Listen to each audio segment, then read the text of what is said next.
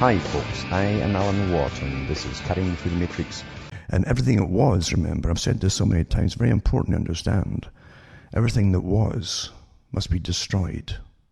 Everything that was must be destroyed to bring in the new. This is the old occultic terminology from long ago, that the world was left imperfect by the deity.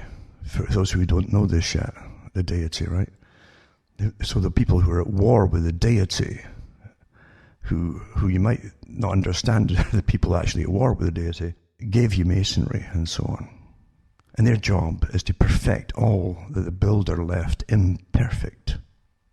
Which is everything, according to them. Well, this is imperfect, man is imperfect, woman's imperfect, everything's imperfect, and the body's imperfect. The way you do it, you completely rebuild all of that too.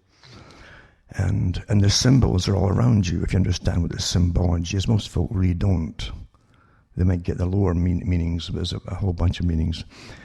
But as I mentioned before a few weeks ago, what do you think the obelisk is? It's the phallus sticking out of the earth in defiance to the deity. That's what it symbolizes. They're showing the deity looking down, the perfection of that which is seeing, which is pushing up through the earth, that which comes from the earth, you see. To perfect all that the builder left imperfect and in defiance. And through all the revolutionary movements associated with the usual societies, you see it in all their writings consistently. Same agenda, same agenda, same agenda.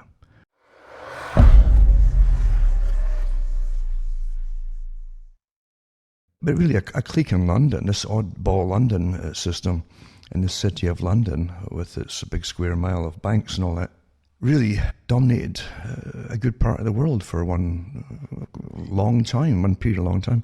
And they had their big obelisk there too, brought from Egypt, their version of the Cleopatra's type needle, the one in France as well, the one in Rome too.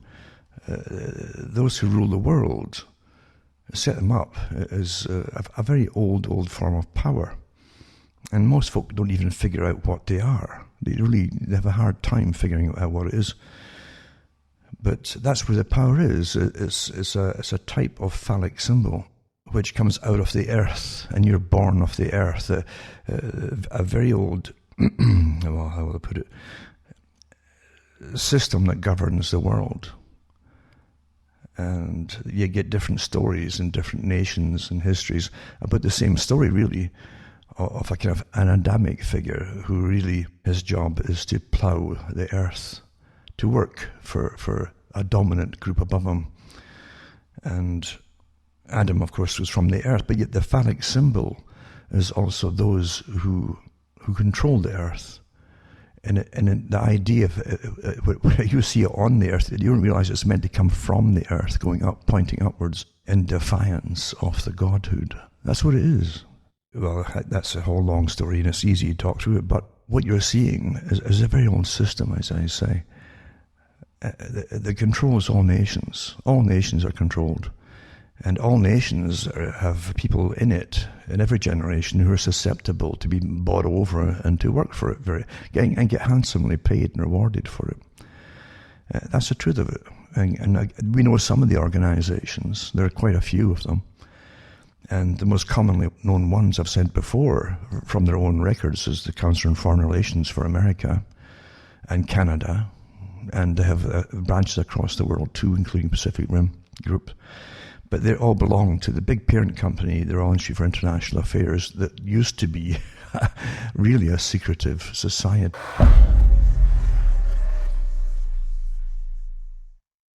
They love to build symbols for moving on.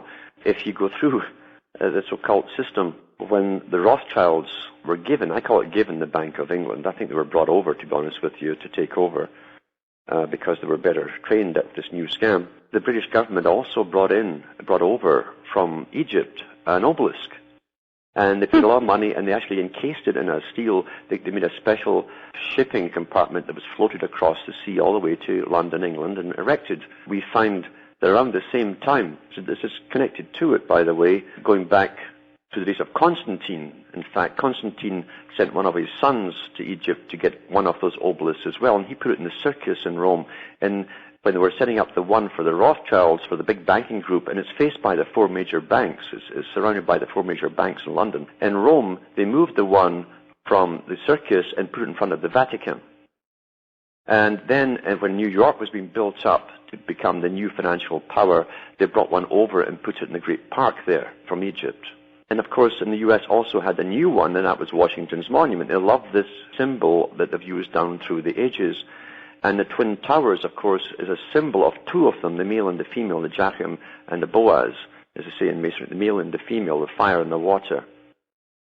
So, yeah, you're quite right. The one in Kuala Lumpur, I think, is joined as well. It is? Yes, and if you look at what it's joined with, it's actually a compass coming down. Wow, I hadn't even seen that. Yeah, so they use their symbols all down through the ages, and you're right, whenever they put up these big, brand new monuments, they're showing you their new place or their new headquarters of operation. That's where the money is, yeah.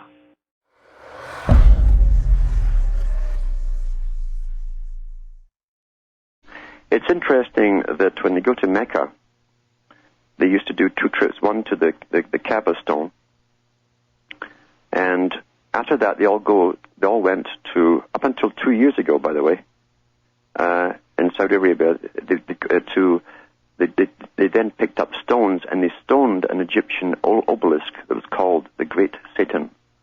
And that was only removed 2 years ago under the pretext that some of the stones were bouncing back and hurting people. But from ancient times, that symbol, which is high Freemasonry, and that's Washington's Monument as well, was understood by the Muslims as to represent the satanic system. In all ages, for totalitarianism, for an elitist system, and for a fraternity, a brotherhood who run the world. And they understood that in those countries.